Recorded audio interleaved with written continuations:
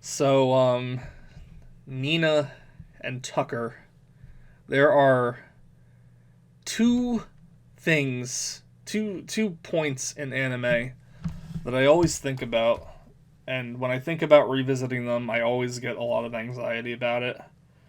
One of them is an End of Evangelion, during all the shit that happens with Asuka during her fight with the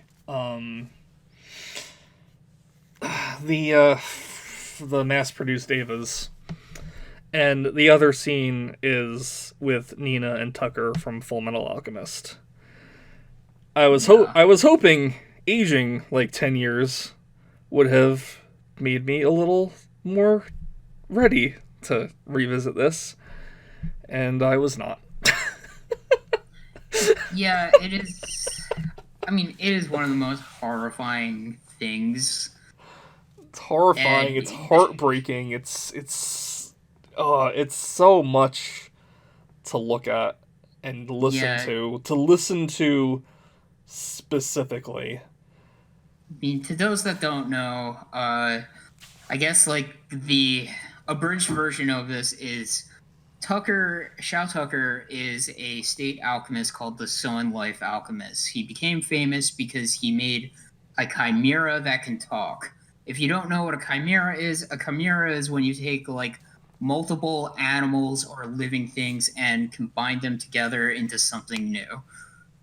The way you find out Tucker made a chimera talk was he transmuted his wife and an animal together, and that's how he made a talking chimera. And then Tucker does the same thing in the show with his 4-year-old daughter, and it is horrifying and extremely hard to watch Not to because you mention, spent 2 episodes with Ed and Al getting to know the daughter and stuff. And and, it's like, oh my god, and what you the hell? and you don't know the stuff about his wife until the very end. Ed and Al are looking for more info about the Philosopher's Stone, and they are led to Shou Tucker's estate, and they stay there, or they visit there. I can't remember. They're No, they're there. staying there. They're They're living there they're there while for studying for the state alchemist exam. they're there for a little while, and you see them develop this relationship with the Tucker family. Nina Tucker is this adorable little girl, and she has this big, fluffy doggo named Alexander, and he's just as adorable. And, they kind of form like a sibling attachment to Nina and Alexander during these two episodes. And there's something about Tucker that's always kind of looming in the background. He seems um, very exhausted. Like there's like this huge weight on his shoulders, and you find out that even though he did create a talking chimera 2 years ago, he hasn't been able to come up with any kind of substantial breakthrough with his alchemy since then. And since state alchemists have to get reevaluated every year, this could be the final year that he's a state alchemist, because if he doesn't have anything, then him and Nina and Alexander are basically going to get kicked out of their house that the state alchemists have provided them with for this research, and they're going to be homeless essentially. And time keeps ticking down, and he doesn't know what to do, and he has to make this heart wrenching decision on what to do, and ultimately he loses either way and decides to follow the path of science, and he turns his daughter and dog into a chimera together. And Yeah. it is so difficult to watch, because one, you do get this tighter relationship with the whole family and Edward and Alphonse, and just the scene gets so dark and visual. There are like so many contrasting darks and low lit oranges together with the lights in the lab together, and putting it on the Chimera, which just looks so sad. It has these, it's just two simple circles for eyes, but it's just got this overwhelming sadness about it. And once it starts speaking, I can't hold it in any longer. I start crying. It's too much to listen to. It is Yeah. so heartbreaking. I can't even talk about it without crying. Yeah, It's so it's much to listen horrifying. to. it's horrifying. It's especially like brought home when like you find out like these things are like in constant like agony just for like being alive and Like when, yeah, like when, like it's Tucker says to Ed, it can talk, and it keeps on saying its name is Edward, sweetie, Edward, and it says Edward, Edward, and it's like big brother. yeah. And then there's one part where it says like it hurts and Yeah, like it's just like oh god. yeah, And I guess like Shao Tucker, it's kind of the first instance of like, hey, this military you work for is super corrupt, and they're willing to do like anything in the name of like whatever their ambitions are. and it's not even Shou Tucker specifically in this. It is also the person that's pressuring him to do this. A character named Grand. I forget exactly. Yeah, He is very, very pushing Tucker and stressing him out to get a result done, like now, or else that's it. He's done. He's out on the streets. I yeah, can't help but feel like if it was another character in charge of this wouldn't have happened. Because this last scene you see with Nina while she's a little girl, like Tucker like kneels down and gives her this big hug and tries to explain that things are going to be okay. And it really makes me feel like this is a difficult choice for Tucker.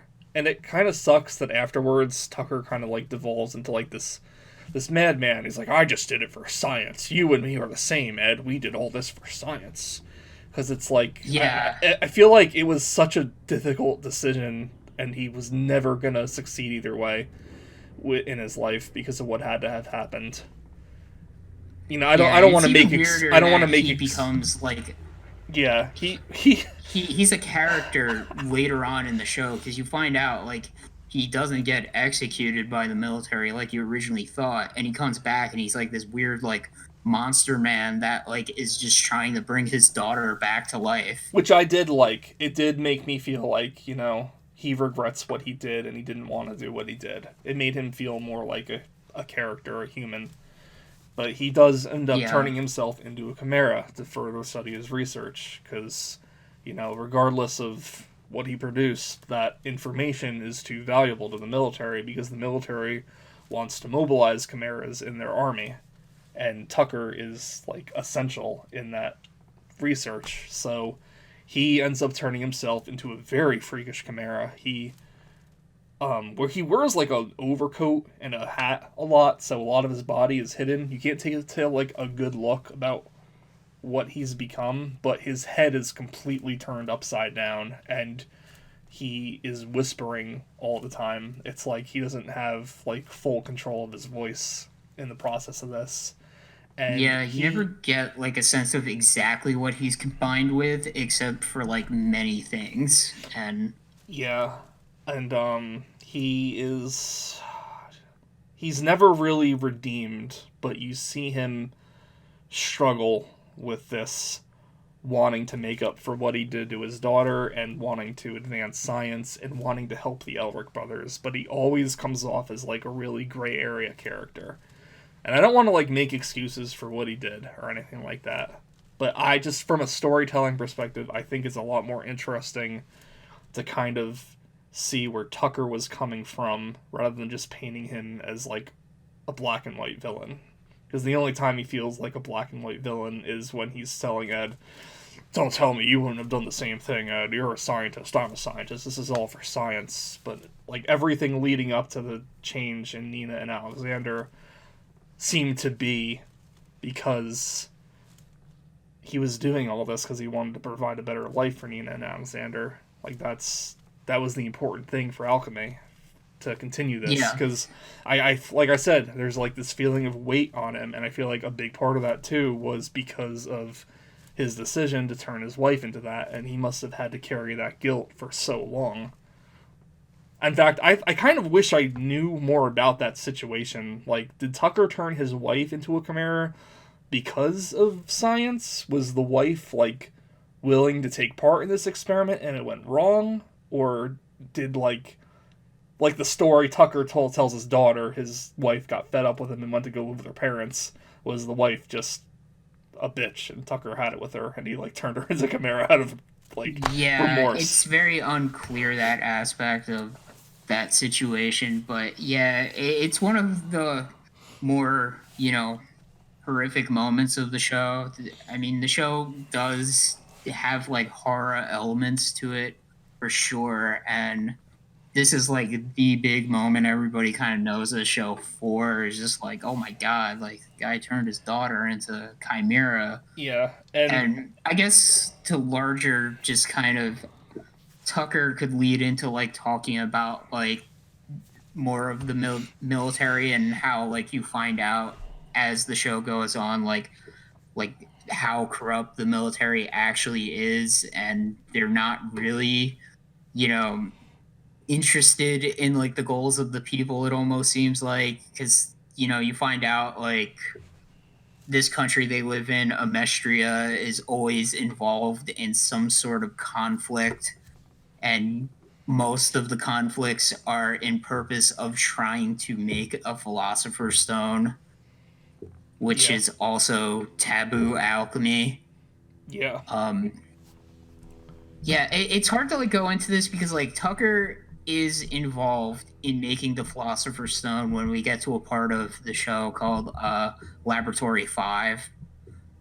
And it's one of the first instances because throughout the show there's this red stone that can amplify people's alchemy power, and you don't really know exactly how this stone is made. It involves this red liquid that makes people sick, as you know from like a smaller arc in the show, but you don't truly know exactly what this thing is made out of until you finally get to this point where you know, Ed finds like the monster Tucker in this place, Laboratory 5, and like Tucker has like this liquid, and he's like, hey, you can use this stuff to make a philosopher's stone. And that's like, well, okay, I can make a philosopher's stone. But then you also find out, like, in the process of making the philosopher's stone, Ed is going to unintentionally transmute like a bunch of prisoners in this laboratory because the philosopher's stone is made out of people, but he and knows it's not though, just made out. like you. He knows at this part, yeah, but I guess it's, yeah. I'm getting confused because it's been a while since I've watched it, but yeah, you're right. Ed did find out the philosopher's stone is made out of people, yet he was willing to transmute the stuff because it was like the red liquid, but like that red liquid is also made out of people. But then, like, I guess like when Ed finds out he almost transmuted a bunch of people together to make a philosopher's stone, that's when he kind of finally decides like there's See, got to be like a different way to make this instead of you know yeah, but going back to this part of the story, because I actually made a note about this, because before he goes to Lab 5, he discovers that the ingredient for Philosopher's Stone, he needs to sacrifice human lives, and he knows before going to Lab 5 that they must have practiced with this because there was a prison next door and they used prisoners for that purpose. And yeah. when he meets Tucker in Lab 5, he seems okay with going along with this. And then he sees the prisoners and he changes his mind. And I guess it's seeing them that triggered his decision to go back on this. But it was still weird to me because he knew he was still going to have to sacrifice lives, though. Like, he Yeah. knew that he had to do that. And he was so set against it before going to Lab 5. Tucker talks him into it while he's there. So, what did seeing them. How did seeing them trigger? I don't know. It was just kind of. It kind of seemed a little loose with his morals at this point. I didn't really quite understand. Like, it's almost like they forgot that. He forgot that human lives were necessary in this. Yeah, He because seemed it more. was one of those things where it's just like, well, like the red liquid already is made, so I might as well make the philosopher's stone. But then it's just like, oh, I have to use the red liquid and kill Oh, more people to make it. maybe. That's kind of where I think like it was coming from. Because someone in the show says something similar at some point, and I can't remember who, but they're like, the lives are already spent. You may as well not let their sacrifice go in vain. I think it's It's Scar I'm about pretty sure it's something. Tucker in the monster form. He like tells because Is he's the it? one that's trying to get. Yeah, he's trying to get Al to make Ed to make the Philosopher's Stone. Scar doesn't say something about this in the future about something? Maybe he does when we get into Scar's whole deal and how he's also connected to the Philosopher's Stone. Okay. But I guess maybe to just like focus on like the military a little bit more because Yeah. we get introduced to a lot of like the military characters, and I guess a lot of them have their like quirks. Like you have Colonel Mustang, who is probably the one that's like fleshed out the most besides Hughes. Is he really? I I guess mean, so. he sort of is because okay, like Mustang is the flame alchemist. He's his whole deal at the beginning of the show is like he wants to become the Führer of the military. And he has a friend named Hughes who's like, I'm gonna help you get to the top. You as the show goes on, you find out that Mustang was part of this war in Ishbal, which we mentioned, which pretty much this whole war was about making a philosopher's stone, but it was on the grounds of like, hey, like the Ishballing people are like this radical religion that is willing to like kill people in order to, you know, uh, There's they're a like killing people in a way that is kind of very much like you don't believe our god, so therefore you need to die, or at least that's what the military is telling people. yeah, there's a lot of civil unrest because like Chris mentioned earlier, the military is always looking to expand its territory. They want to expand into Ishbal. Ishbal doesn't want to adopt their ideals of alchemy, so that leads to a lot of tension between the two. And after a while, there is an incident that sparks a war between the two of them. You find out later it's all been constructed to sacrifice many lives to create a Philosopher's Stone. But for those involved, depending on what side you are, there are different reasons for why the war happened. Yeah. So the big takeaway from this whole thing is like this is not really a war. The military went into this like place to just like kill all these people, and Mustang and all the state alchemists are pretty much told to like just destroy everything. And so this like fact of like Mustang being willing to like follow orders whatever it takes sort of changes him, because one of the things too is Mustang is told, you have to like kill all these people. Also, you got to kill all the people helping them too. So that's what leads into Mustang kills Winry's parents because he's ordered to, because they're doctors and they're helping everybody. And the military's like, no, you can't help the enemy, so you have to die now. So as it goes on, Mustang's whole motivation is, even though he is like a ridiculous character, his motivation is, I want to change the system from within, so like something like Ishbal doesn't ever happen again. Yeah. Is he ridiculous? You think he's He ridiculous? kind of is. He kind of is ridiculous in the sense of like, I don't know, like they always make it seem like, oh, he's like this like womanizer, and like look at all his like weird eccentricities in this one episode where he just like decides to do like zany stuff like clean his office for no reason, and he has to do a bunch of paperwork, and he's Yeah. always like, So just to mention how I feel about Mustang, despite being a pretty big character in the show, I also think he's really boring. yeah. He does have these little eccentricities, but like you said, they are so far and few in between. It just feels so weird whenever they pop up. Like I don't know. Like I always kind of got the feeling too that he's supposed to have this rivalry or um I don't know what I'm thinking of, like with Edward, but I don't know. The two of them hardly ever interact when you get down to it. Yeah, the idea of his motivation is more interesting than than he is. him as a character. Yeah. But it, like one of the things you were talking about earlier with the tone. So Mustang has like these little quirks where he's like, always taking away the dates from one of his lieutenants, and he's he declares in a silly scene he wants to become Führer so all the female workers can wear miniskirts. But then like you'll also have scenes with him where he's talking to Hughes and he has a glass of whiskey in his hand, and it's like, I feel so terrible. War is hell. And I tried to kill myself, and I had the gun in my mouth, but I couldn't pull the trigger. And I'm like, oh boy, I don't know. It's kind of hard to take everything seriously when you had him, you know, dancing around with so many silly things a few episodes before. Yeah, he's all over the place because, like, his powers are like visually cool because he like snaps his fingers and he makes fire. But then like you see like they don't like hesitate in like showing like this guy used his powers to like burn innocent people alive. I mean, to be fair, you can see that he did not enjoy doing it.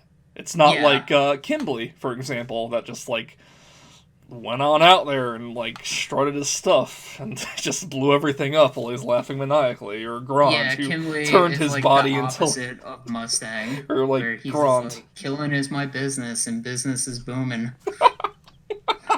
So dumb, I love it. Because Kimberly makes explosions, which is technically what Mustang does. I don't understand why they call him the Flame Alchemist, because the way they describe his powers is he is basically making explosions rather than fire. But whatever. I guess you can't have two Yeah. exploding alchemists in the same story, because that would seem weird. I But guess like Mustangs, like soldiers. You see them, but like none of them really get too much like no, development. no. Even Hawkeye, who is somebody that gets a lot more development in the manga, at least in this anime, she's kind of just like Mustang's like second in command, and she has a pet dog, Which and is she's awesome. really good at shooting people, and that's kind of it. Yeah, I wouldn't say she gets development, but she gets more screen time, which does go a long way, but it's still not a lot. Quite honestly, the two soldiers that are assigned to Ed for a little while, Ross and the guy from My Hero Academia. I forgot his name. I just remember Ross. Yeah. Yeah, Like you get to know more about them than you do of any of Mustang's subordinates, really. and they also play a much bigger role in the story. I kind of wonder why they just weren't under Mustang from the start. But Yeah. one thing I did like though is like, even though I didn't really buy it too much, but the idea of Mustang and his little squad being like this tight knit family, it kind of reminded me of Valkyria Chronicles, which was a game for older genre systems now, but they also kind of take place. PlayStation 3. Yeah, they also take place in a similar setting that Fullmetal Alchemist does, and it's military. Kind of reminds me of, like, at least visually, it kind of reminds me of the State Alchemists. So that's something I do like, just as a visual thing about the State Alchemists, and in particular Mustang's group of people. But like, there are other people there than Mustang's underlings that I feel like should have been his underlings, because they eventually feel more like his underlings than his actual underlings does. Yeah. One of the other military characters too, Hughes.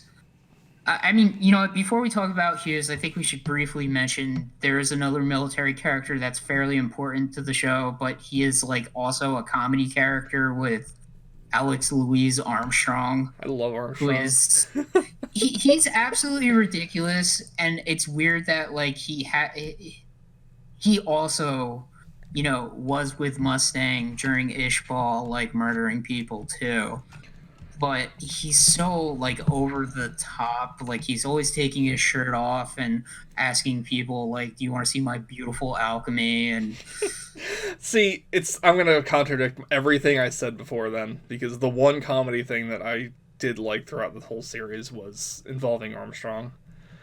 And I I don't. kind of feel like he doesn't fit in the show now because I used to love him when I was younger. Like it was just like, yeah, he's like the coolest. But now I'm just like, he is such a ridiculous character to be in this like really serious story about like the consequences of war. See, maybe I just like Chris Sabat's voice a lot, but I think if there's any one character in the show that can drift between serious and comedy better, it is Armstrong. But I don't know. That's just me. Does get his like moments. I Yeah. don't hate him. I should clarify, but sometimes like there's a pretty towards the end of the show it's like pretty serious and there's like one instance of him just like ripping his shirt off that I'm like, Yeah. really, you're That doing this now? that one Like, that one I kind of agree with you on, but as a whole, I did like Armstrong. I think he was my favorite character actually. And I don't know. Maybe it's cuz it crosses a line of just being too ridiculous. Like a lot of the stuff I complain about with humor like doesn't work in this show, but it works in Air Gear. And I loved it when it was in Air Gear. But it also crossed a line in Air Gear that made it so over the top. Maybe I feel like Armstrong has crossed that same line in this show, but yeah, I and don't to be know. fair, Air Gear wasn't really dealing with like heavy subject matters No, no. like this. Well, it did, but it did for like a little bit, but yeah, not like this. Um, Yeah. but Armstrong though, he was definitely more of like he let other characters see a different perspective a lot. Like when Ed breaks his arm and has to go back to his hometown so Winry can work on it again, Armstrong accompanies them. Armstrong gives some insights into the life Ed has here that Ed isn't really seeing. And I don't know. I liked moments like that a lot. Um, Yeah. That's probably the best stuff with him, where he makes the most sense of the way he is, where he's like just like this like quirky guardian for Ed and Al as they're yeah. beaten up. We'll talk about more, I guess, when we finally get the Scar. But I mean, he's really good in fights too. Like he does action scenes really well.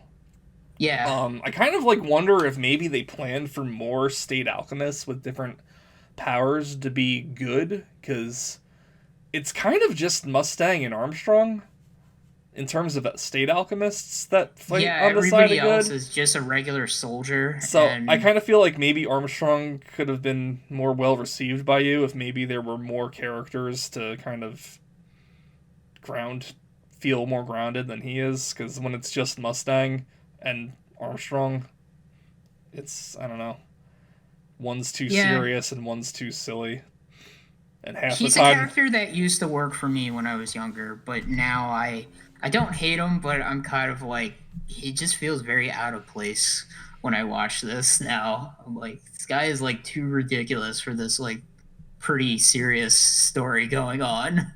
Well, like I mentioned, I do think he can kind of drift into the serious a little better than other parts of the show, but I get where you're coming from. He reminds me of Yeah, King of All Cosmos, just visually. a little bit. He is like gigantic and Yeah. he's always talking about his like family heritage and Yeah. stuff like that. Yeah. Um, I guess like the next like military character who's pretty important is Hughes. He's Mustang's best friend, and he also works in intelligence. Ed and Al end up getting to know Hughes' family with his like wife, and actually help like deliver their daughter. In fact, like their friend Winry ends up getting to know the Hugheses as well. So they're pretty important. And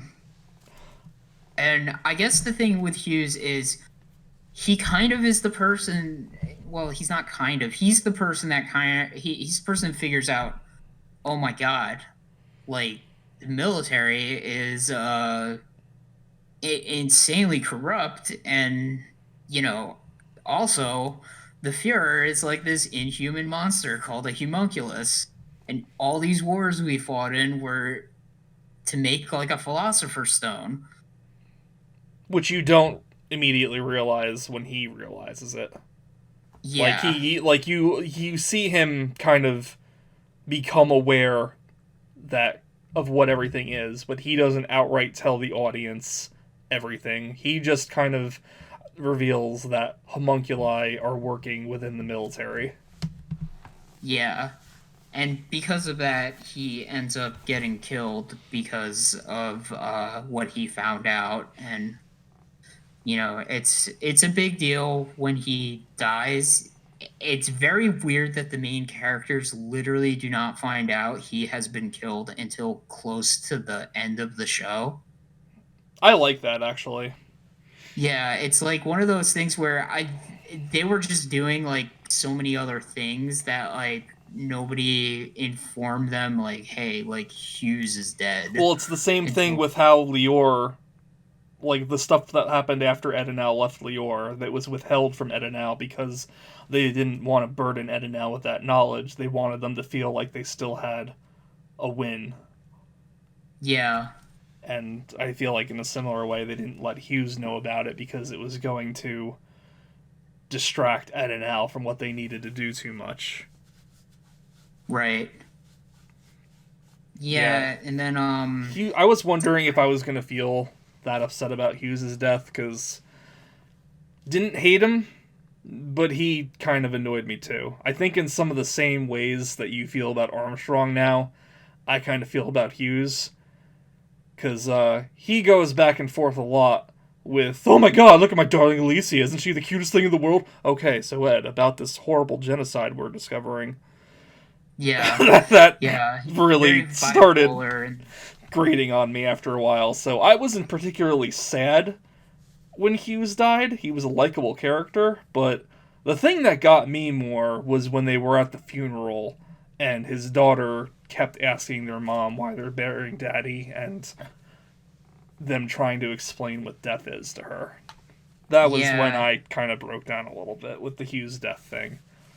I did Plus, think it was really weird that that episode didn't have like the normal ending song, because I don't know, maybe they thought it was too catchy, but they had a lot of episodes that ended on a like really morbid note like that transitioned into the song pretty well. But this was one of those where it was just like a black background and like the credits going up, and I guess it had like a military kind of drum beat to it, but I don't know, maybe that's more appropriate. I don't know, it just kind of felt like too abrupt though after everything that it just happened.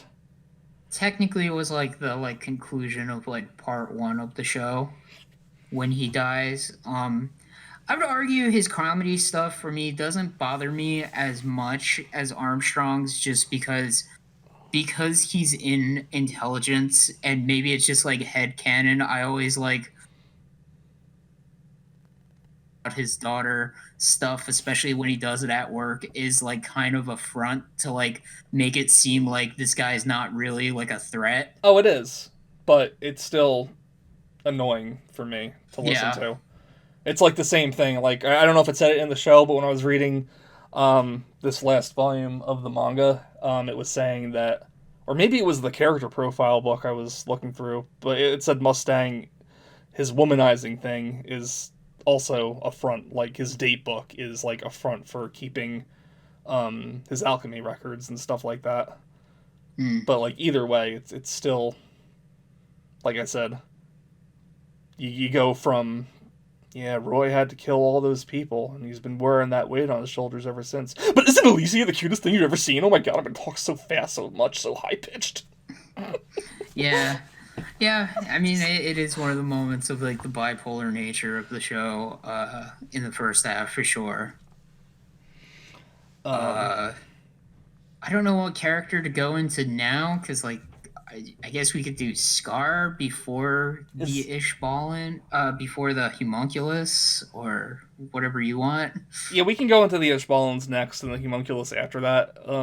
This is going to be a longer episode, but I don't want it to go for like super super long.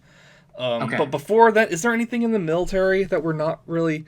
The military is run by they call him Fjord King Bradley. Um, Yes, and he is actually a Homunculus. that Yeah, you find that out much later. I think it's an actual really cool reveal because nothing about it is really predicted.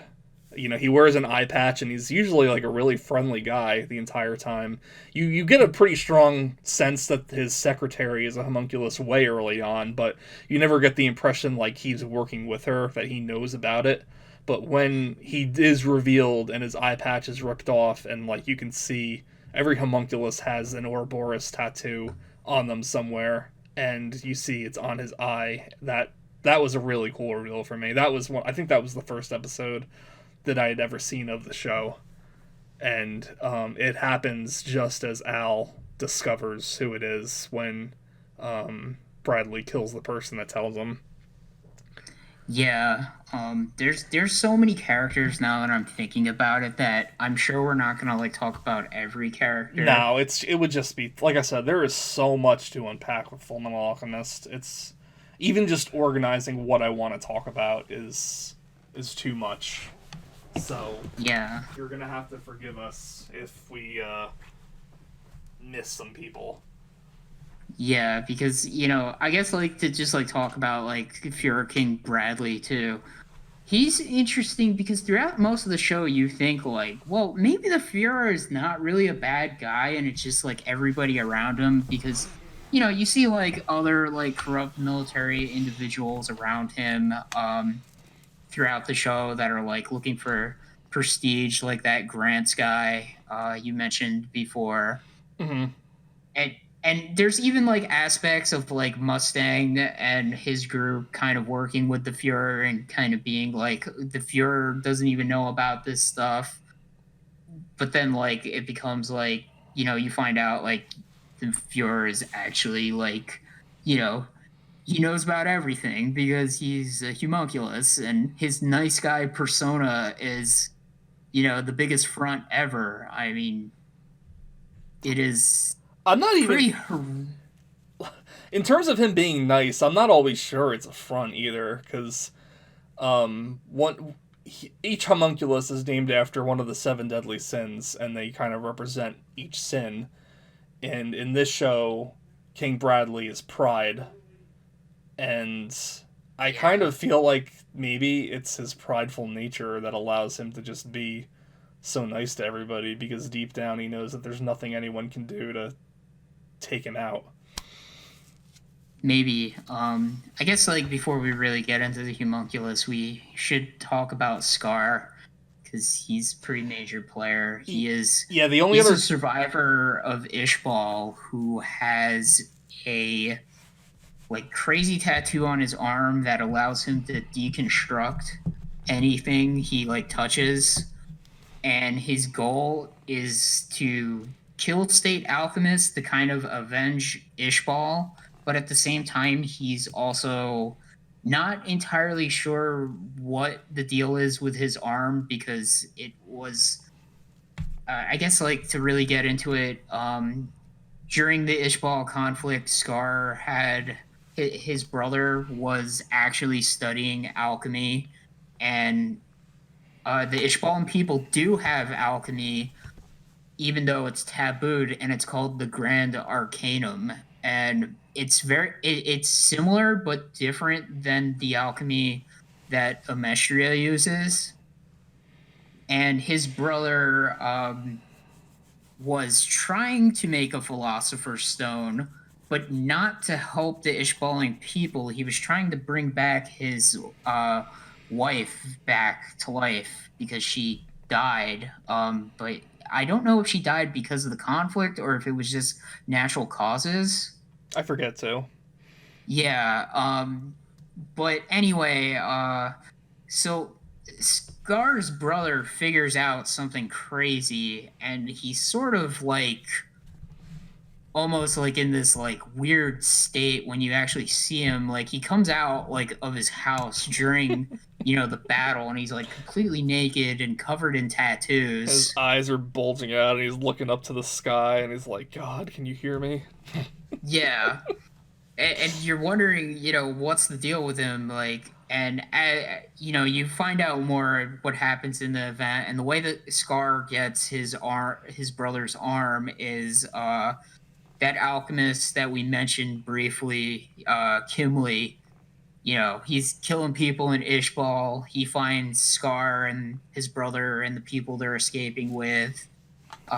Scar actually fights Kimley. Kimley gives him his scar and also rips his arm off, but then his brother pretty much takes all that like grand arcanum and gives Scar like a new arm with the Grand Arcanum in it, and you find out the Grand Arcanum actually absorbs those like pseudo Philosopher stones. So inside of Scar's arm are just like a bunch of like souls of like dead people. Yeah. And I guess like man, there's so much with him. To really go into the end of the show, like Scar, you find out Scar's in Lior because Lior pretty much is the military's next target for making a Philosopher's Stone.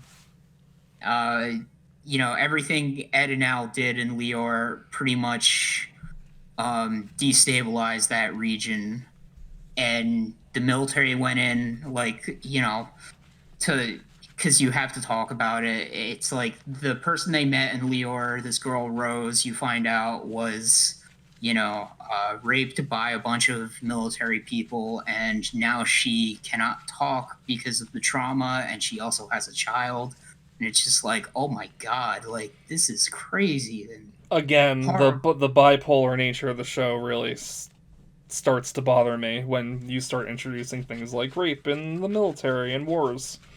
Yeah, Because, and you find out that Scar's shonen. plan. What's up? Because, shonen topics.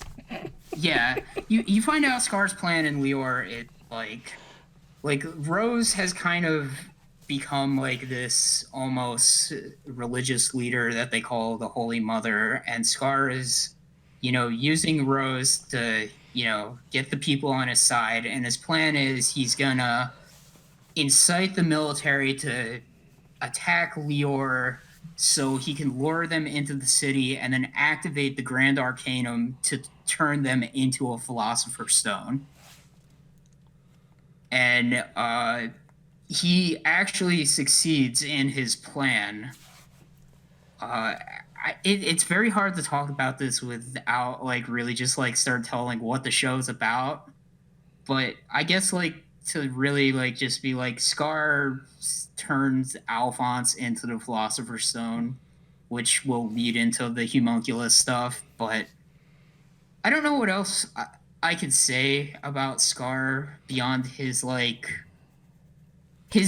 motivation for revenge is justified in many ways, and there is a really good moment where like Scar pretty much talks to Ed, and is kind of like, the guys you work for are so corrupt, and when he tells like Ed, I'm going to like transmute all these like military members into a Philosopher's Stone, Ed's like, well, you can't do that, and he's just like, look what they did to Rose, and Ed's like, oh crap, I don't know how to respond to this.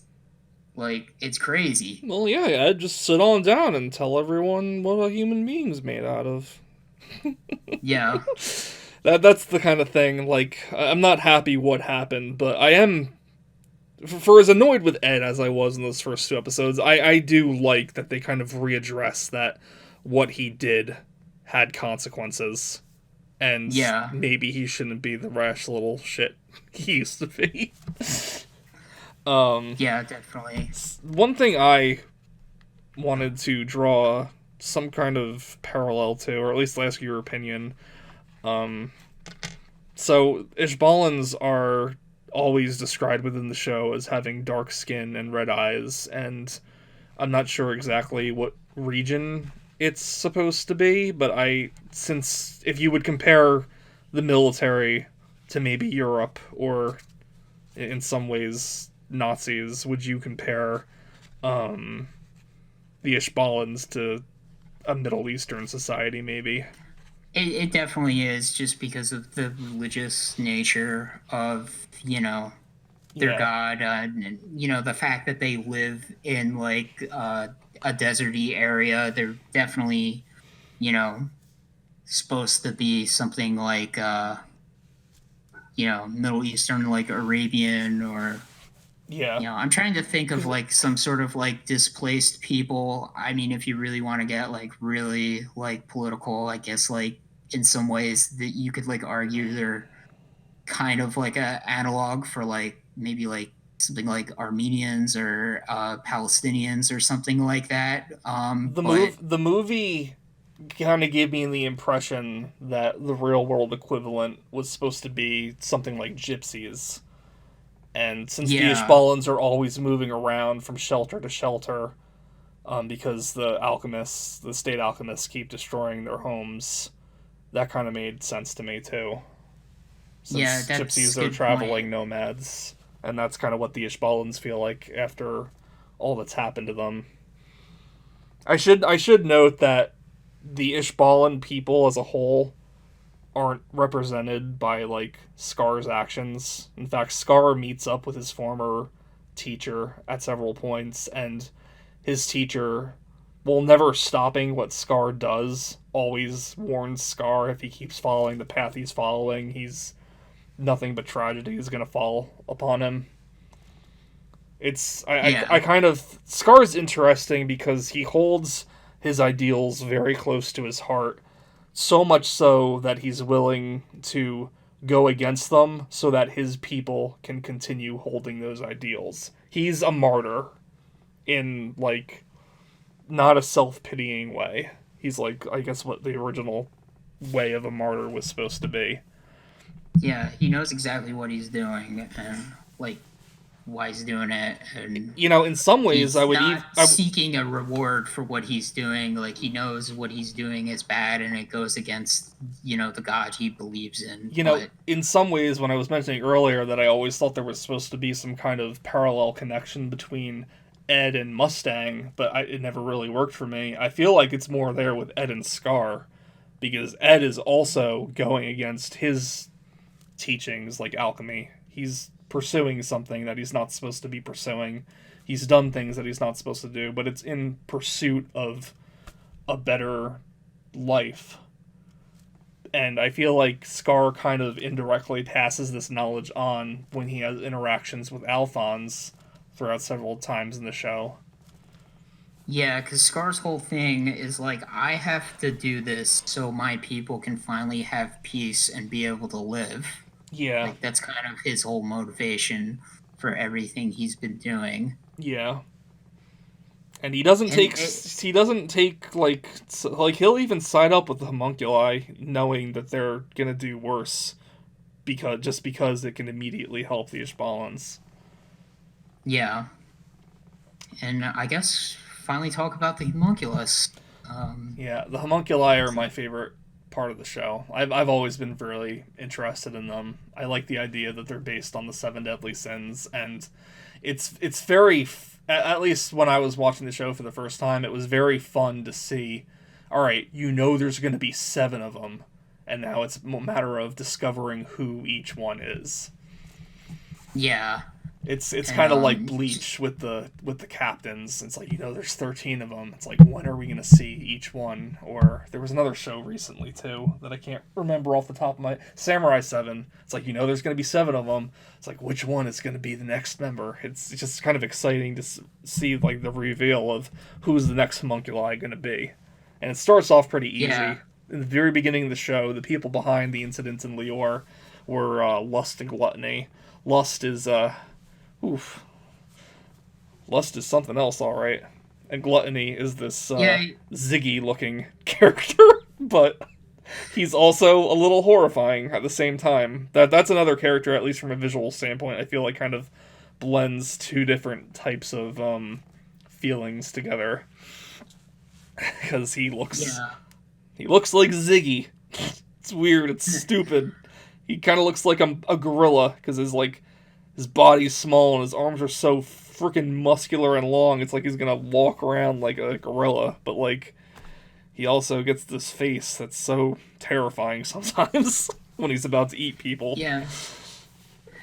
It's weird too because like one of the most interesting things about the them like horrifying is the way they're created is they are the consequence of somebody trying to bring somebody back to life, that their appearance is the person that they were trying to bring back to life. Mm-hmm.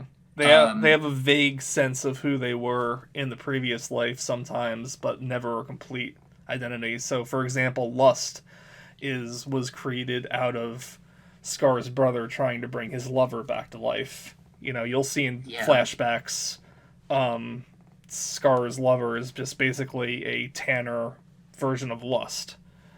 And yeah, Lust, they gave Lust a lot more of development than I thought they would. Um, she claims that all the homunculi just want to be human again. Whether or not that's true, I'm not exactly sure, but Lust in particular, that's a big part of her character. And there's like almost this like sadness of when she's not like being like when she's not killing people to obtain like what she wants.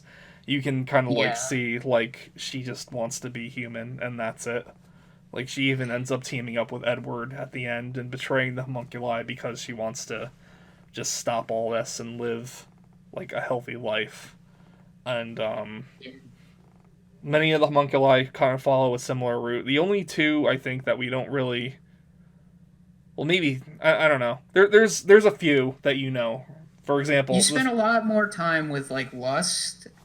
You spend time with Wrath, and you do spend a decent amount of time with Greed and Pride, and I guess Sloth. But yeah, you get to know most of them, honestly. I'd say Like Gluttony Gluttony is is the just only like the one. complete mystery. Yeah, I'm kind of curious to know where Gluttony came from, but I don't know. I kind of feel like his instinct of just being this being that knows nothing but hunger is also interesting in its own right.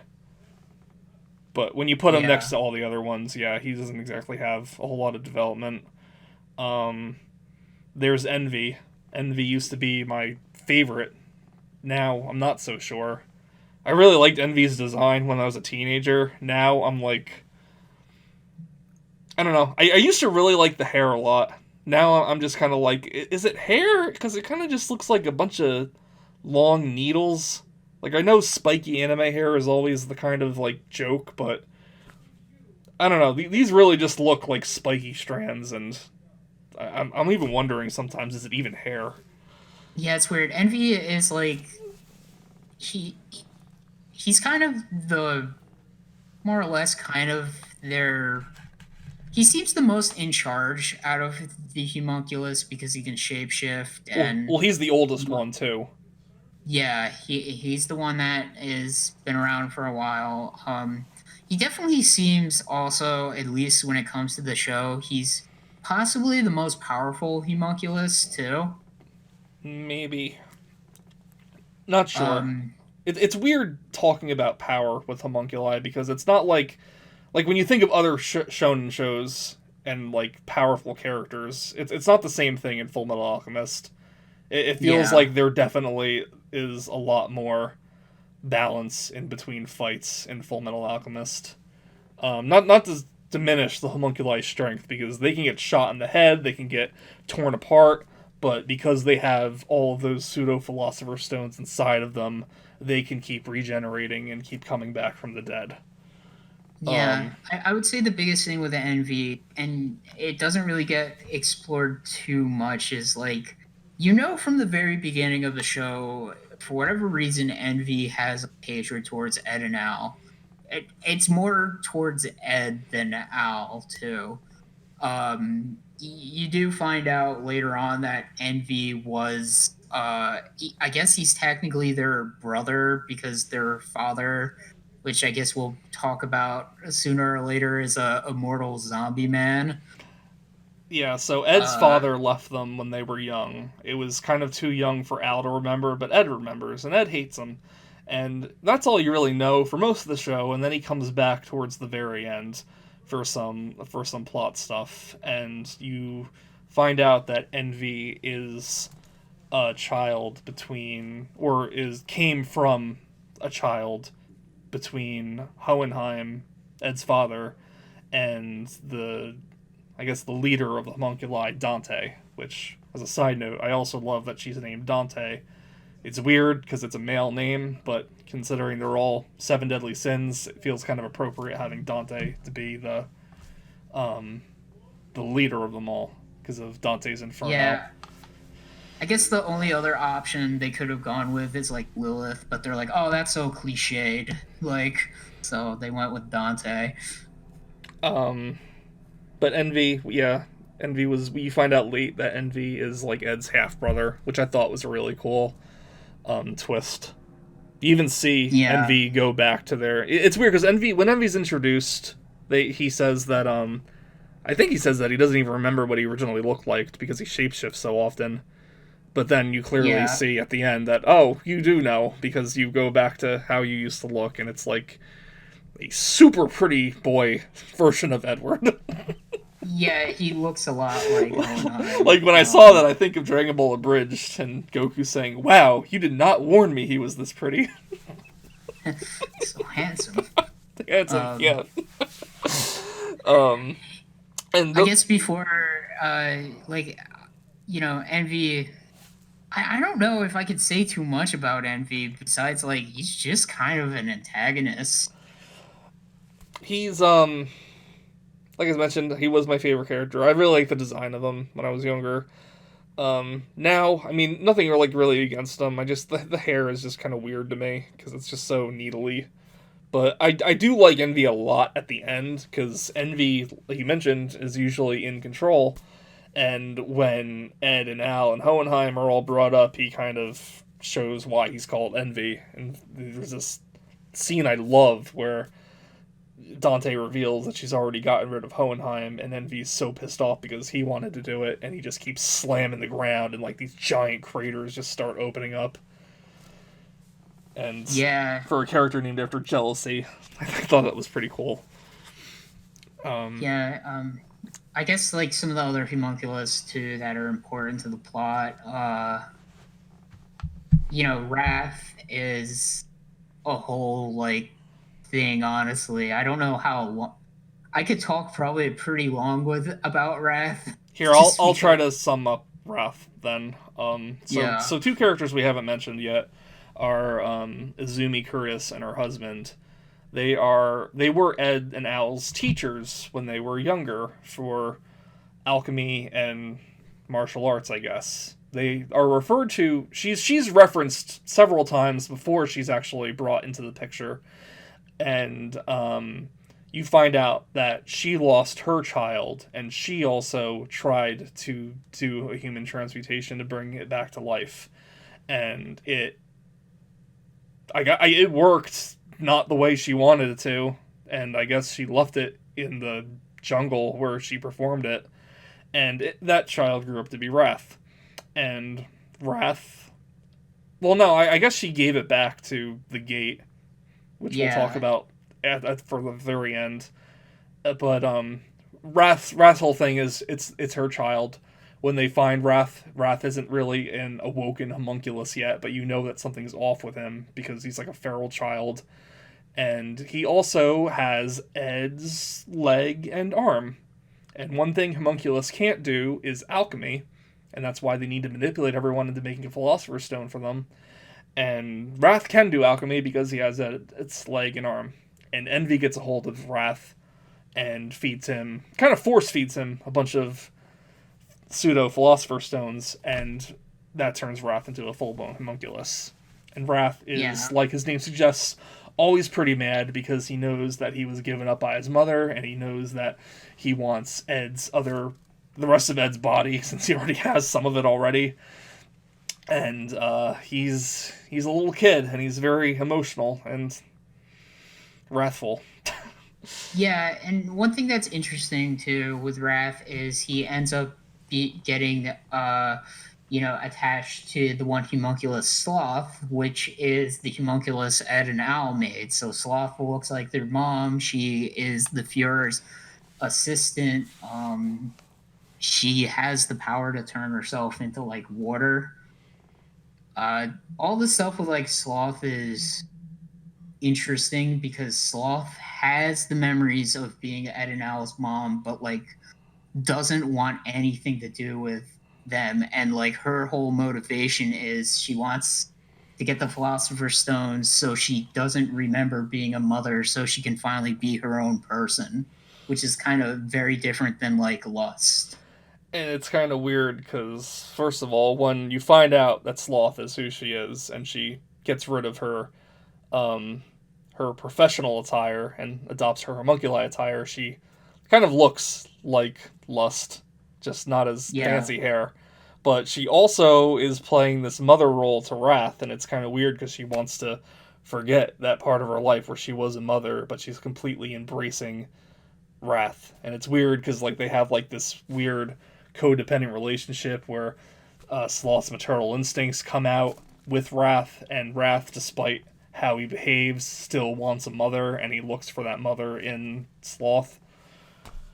Yeah, I guess too the whole thing with Sloth too, like it's like with Lust, she's like, she's longing to be human to kind of, her name is Lust and longing. But with like Sloth, it's like she's not lazy, but you could argue she just doesn't even want to deal with these other memories because it would just be hard. So I guess that's why she's Sloth. I remember looking this up, and I could be wrong, but I also remember another word for sloth being apathy, and maybe that Oh, attitude could okay. explain why she is designated as sloth. I don't know. Yeah. I know it's very different in the manga because the sloth in the manga is just a naturally slow character. I mean, all the homunculus, even the ones that are in this show, are completely different in the manga, like pretty drastically different, honestly. I'll have to see how different as I'm reading along, but I know from what you've said because you watched the second show, Brotherhood, within the past Yeah. couple of years, so you remember this, but you were saying that they're not based on people that have died. No, they're just like experiments from a father who is not even in this version of the show. So, Yeah. So then the only other homunculus left was Pride, which we already talked about. yeah, I mean, we could talk about greed too, Oh, I'm but sorry, we like, did completely forget about Greed. Yeah, yeah, Greed is an exception to the homunculi because he doesn't want anything to do with them. He wants to drink. He wants to fuck. He wants to get a lot of money, and he doesn't want anything to do with whatever the hell the homunculi are doing. He wanted to be his own person, his own man, which is weird because that's kind of what all of them seem to want. But I guess he doesn't want to play by their rules. So yeah, and I his guess the most significant thing about Greed, to just kind of bridge this whole thing, he's kind of the, plot device that lets Ed know how you can kill a homunculus. he's also the plot device that finally pushes Ed to be able to kill, I think, as Yeah, well. Because yeah, that too. Greed's death is kind of a big deal because even though he was an antagonist, as he's dying, he kind of teaches Ed some harsh lessons that he needs to know about what it means that he needs to do from here on going forth. Like Greed's whole deal is with his power is he's they call him the ultimate shield. He can turn his body into like this solid substance that can't be penetrated, and Ed finds a clever way to get past that, but not until their leader Dante kind of casts him aside and gives this makes him he she traps him in this array that forces him to vomit all of his philosopher stones out, and it's pretty graphic, honestly. like Yeah, like I like it. It reminds me of when Cell throws up Android 18 at the end of the Cell games. It's just not yeah, something I was really expecting, and it's a couple of the homunculi do this actually, but Greed's was the most graphic, and without that power, Greed is able to die. and well, the also thing too, we find out homunculus get weakened when a piece of their original body is in Yeah. close contact with them too. So, for example, Scar has a locket of his brother's lover's hair in it. So when he approaches Lust, he can kind of paralyze Lust. Ed has to make a bit a hard decision to dig up his mother's grave to find some remains to confront Sloth, and he has to make, in my opinion, an even harder decision to ask Izumi if she kept any of her baby's remains in order to confront Yeah. Wrath.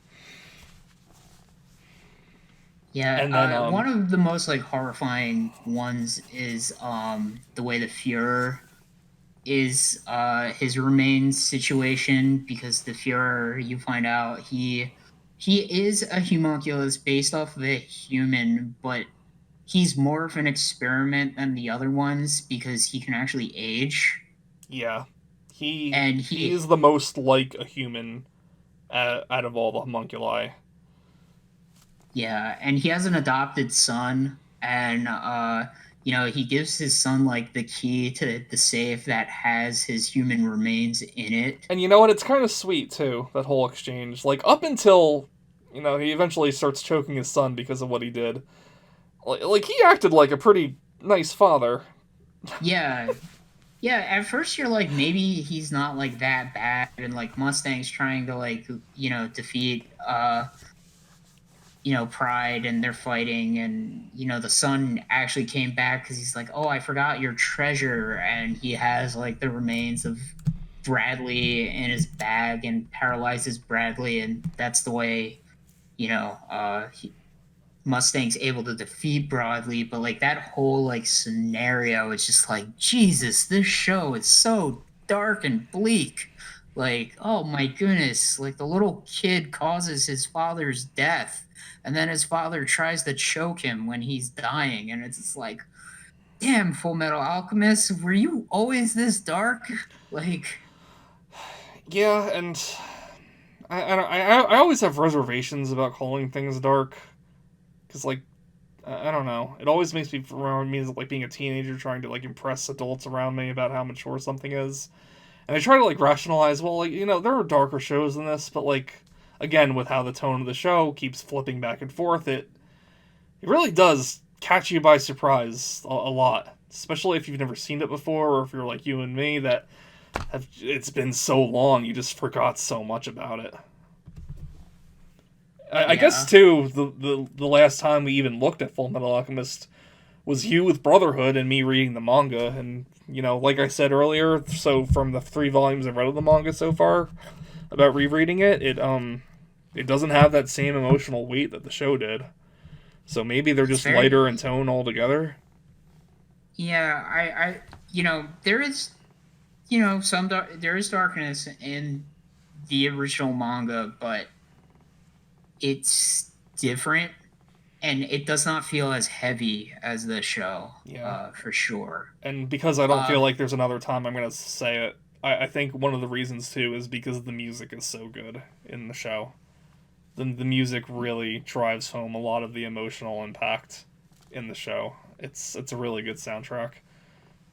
yeah, I would argue too, like, uh, just to briefly say, like, the manga in some ways takes some like easier ways out of certain situations where the show, at least this version of Full Metal Alchemist, like really leans into like the consequences of some of the stuff. Like, one of the most like things I remember of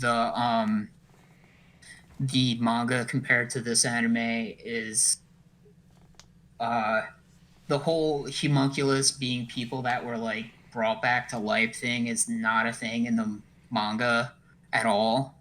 Yeah, we mentioned that. And when they brought back their mom back to life in the anime, where you see a scene where that thing they brought back was like alive and became Sloth, and they have to deal with that mistake in the anime, where like in the manga it's like that thing they brought back to life was like just like a non-person. Yeah, if So I it remember kind of, correctly, they killed it and buried it, didn't they? He and Pinako. yeah, yeah. And the thing is too, like, uh in the manga, for whatever reason, Al was briefly inside that thing, they transmuted before Ed put his soul in the armor, but Hmm. it's a lot more like dark in the anime where it's like, no, that thing they brought back is alive and it turned into a homunculus and it looks like your mom.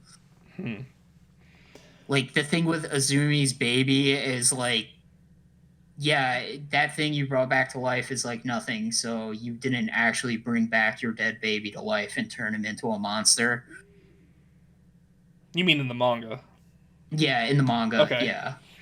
Yeah, there's so many like differences that this could go on for another hour. Honestly, if I started naming them all, but Which I'm afraid it will. So before we stop with Homunculus, let's just briefly talk about Hohenheim and Dante, and then we can talk about the movie and wrap things okay, up.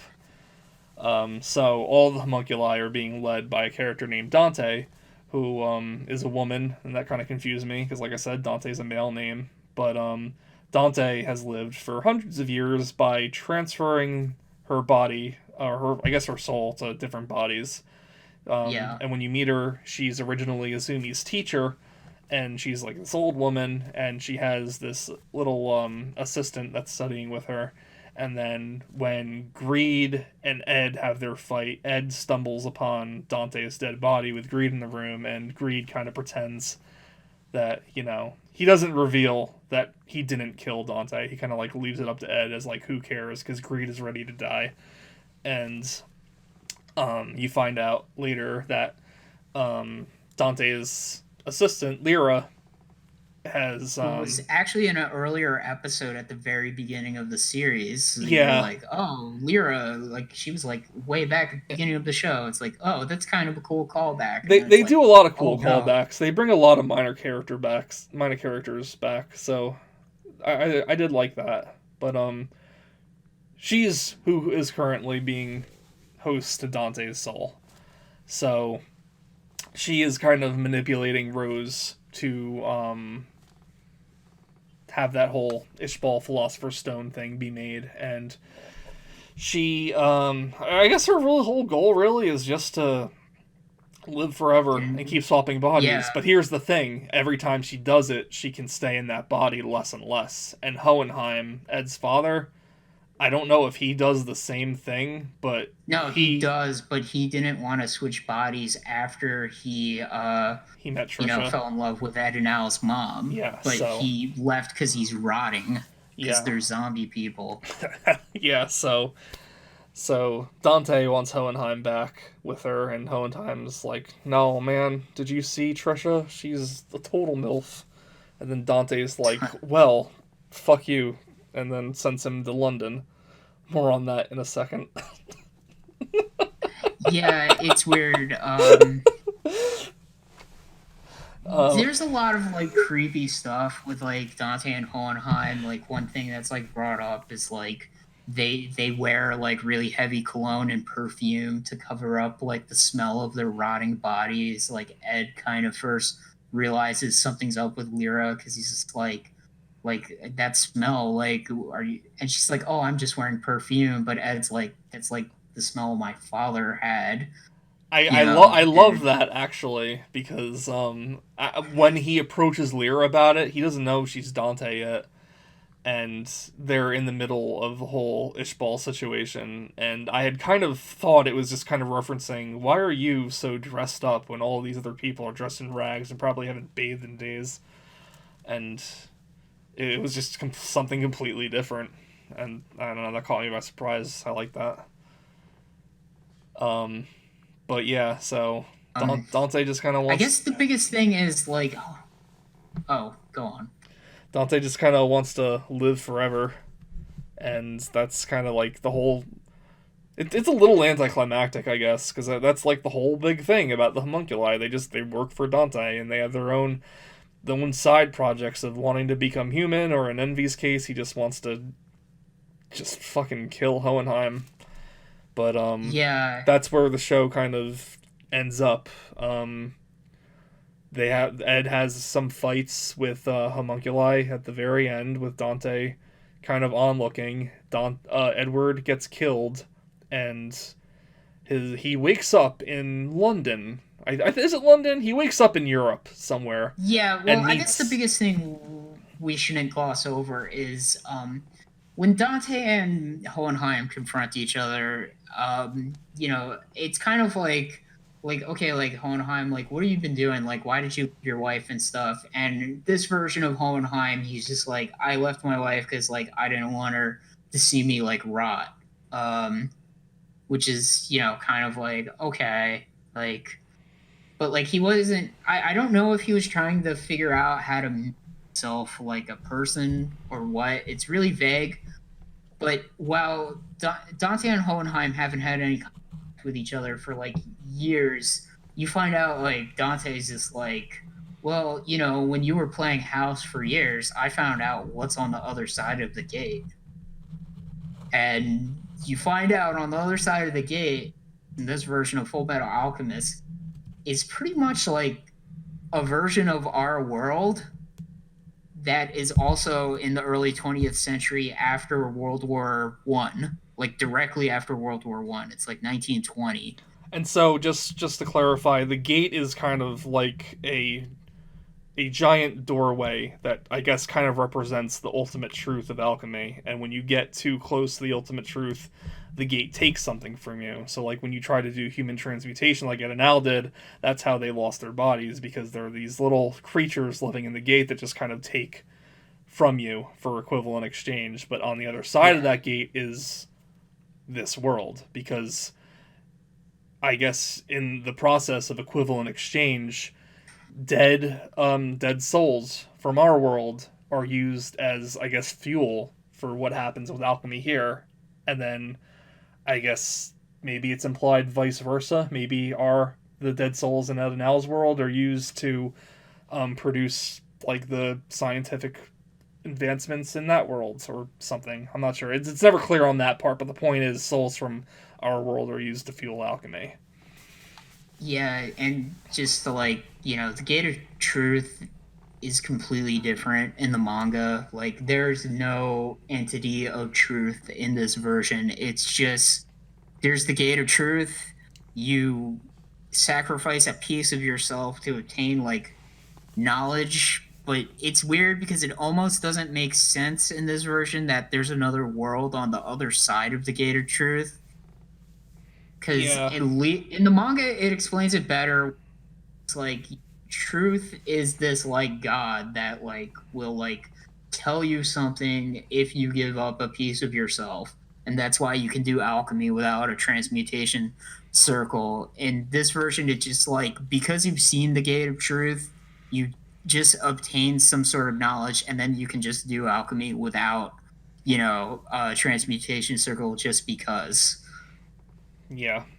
But Um, anyway, the other side of the gate, so it's in the process of like a World War era, and Hohenheim is there, and Edward is there, and they kind of have some more explanations about, like, I guess basically stuff that we're talking about now. But Al decides to use his body as a philosopher's stone to bring Ed back from the other side, or to bring him back to life, I should say.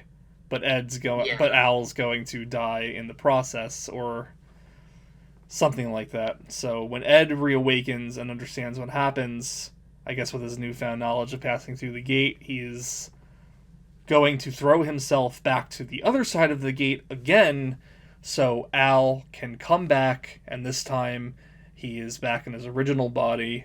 The only caveat is that Al has no memories of this journey.